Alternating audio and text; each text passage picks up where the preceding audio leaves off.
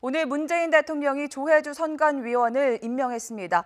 인사청문회 없이 임명해서 한국당이 반발하고 있습니다. 자유한국당은 모든 의사 일정을 거부하기로 당론으로 채택했습니다. 자세한 내용 취재기자 연결해서 알아보도록 하겠습니다. 국회 연결합니다. 조은지 기자.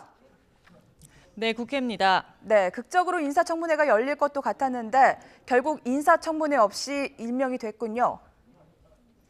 네, 1시간 전인 오후 4시 문재인 대통령은 조혜주 후보자에게 중앙선거관리위원 임명장을 수여했습니다.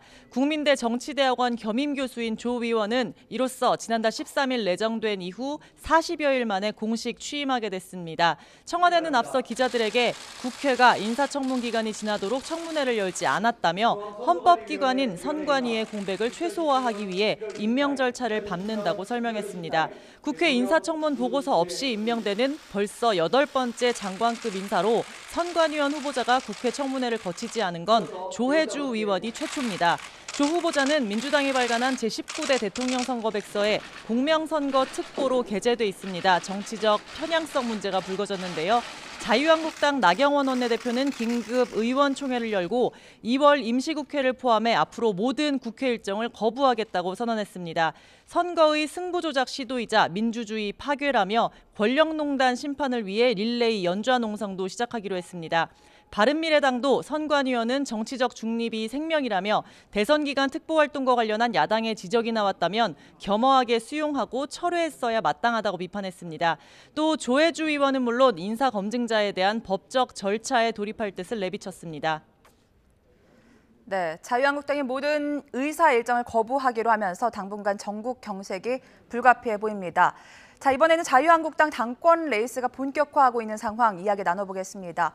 유력 당권 주자인 황교안 전 총리를 견제하는 목소리가 나왔다고요? 네, 김병준 비상대책위원장이 직격탄을 날렸습니다. 기자간담회를 자처해 황 전 총리는 당에 기여한 것이 없고 보수 통합에 걸림돌이 될 수 있다며 다음 달 당대표 선거에 나서지 말라고 했습니다. 친박 색채가 강한 만큼 황 전 총리가 나서면 개파 논쟁이 살아나고 내년 총선도 수세적으로 치를 수밖에 없다고 강조했습니다. 친박 프레임과 탄핵 프레임은 당내 통합에 방해가 되는 것은 물론 자유민주주의와 자유시장 경제를 위한 보수 정치의 통합에 걸림돌이 될 것입니다. 그나마 약하다 했던 개파 논쟁이 당내에서 살아날 가능성도 큽니다.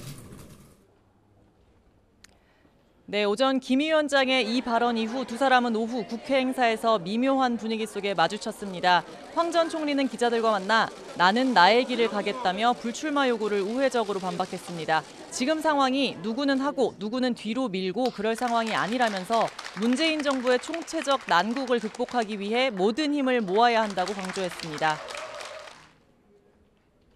정부의 총체적 난국을 극복하기 위해서는 모든 역량을 다 합해서 다음에는 총선을 이기고 그다음에는 또 우리가 이 나라를 바로잡는 그런 결과를 만들어내야 한다고 생각합니다. 그래서 저는 저의 길을 가도록 하겠습니다.